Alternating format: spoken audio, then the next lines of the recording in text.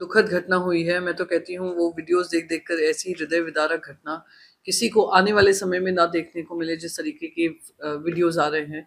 और कहीं न कहीं जो पूरा प्रशासन है और शासन है, मैं उसकी ज़िम्मेदारी मानती हूँ कि एक तरफ वहाँ के जो मुख्यमंत्री हैं, पूरे देश भर में बटेंगे तो कटेंगे का माहौल बताते हैं।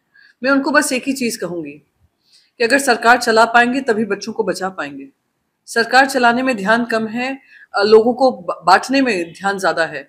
आज पूरी चुनावी रैलीज चल रही हैं, चुनावी सभा उनके चल रहे हैं। एक बार भी उन्होंने ये नहीं कहा होगा कि मैं अस्पताल जाकर उन बच्चों के या बच्चों के परिवारों को सांत्वना दूं। तो ये बहुत दुखद है। मैं सारे ही जो परिवार जिनके छोटे बच्चे उनके जीवन से खींच लिए गए हैं इस दुर्भाग्यपूर्ण घटना की वजह से, उनको अपनी संवेदनाएं व्यक्त करना चाहूंगी।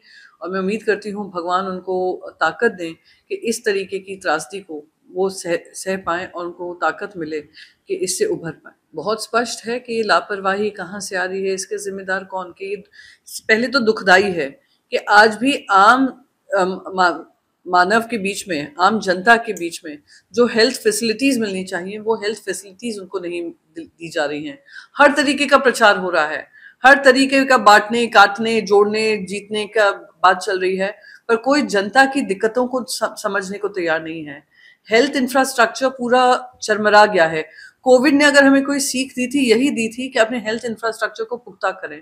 पर आज भी हमारे बच्चों की जानें जा रही हैं। छोटे बच्चे जो जिंदगी की पहली सांस ले रहे हैं, उनकी सांस खत्म करने हो जाती हैं क्योंकि हमारा शासन और प्रशासन नाकामयाब रहा है। वो उसके बाद शुरू हुआ है जब उद्धव साहब ने अपनी वीडियोस रिलीज किए हैं।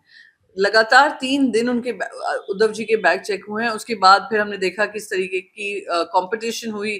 सारे जो सत्ता पक्ष के नेता हैं, वहां झूठी गठबंधन के अलायंस पार्टनर्स हैं, सबने दनादन वीडियोस जाहिर किए कि कैसे उनकी भी चेकिंग हुई है। आज राहुल गांधी जी की हुई है, कल खड़गे जी की हुई थी, कुछ दिन पहले कह रहे थे अमित शाह जी की भी हुई है। तो उसका स्वागत करते हैं।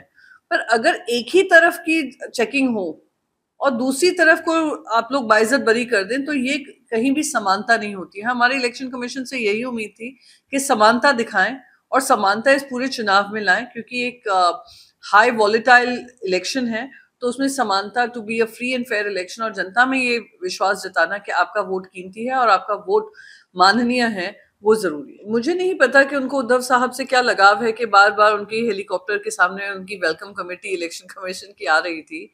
कहीं कभी कभी लगता है हो सकता है उनको बैग पसंद आ गया हो उद्धव साहब का जो लेकर जा रहे हैं। अब 3 हो चुका है। अब पता नहीं, अब चुनाव के आखिरी 2 दिन है, कितनी बार फिर से चेकिंग होगी, या फिर शायद फाइनली इलेक्शन कमीशन ने डिसाइड किया है कि समानता दिखाएं, सभी के बैग चेक हों। पर सही मायने में जो बैग चेकिंग होनी चाहिए थी वो उन बड़े बड़े कनिस्तरों में होनी चाहिए थी जहां से पैसे किए जा रहे हैं। उन पुलिस वाहनों में होनी चाहिए थी जो सिक्योरिटी के लिए इन नेतागण को दिए गए हैं, पर उसी में हेरा फेरी हो रही थी। और ये मैं नहीं बोल रही हूँ, ये बहुत सारी ऐसी रिपोर्ट सामने आई हैं जो दिखा रहा है कि सेफ वैन्स जो हैं उसका इस्तेमाल कर कर सत्ता का दुरुपयोग कर कर काम हुआ है।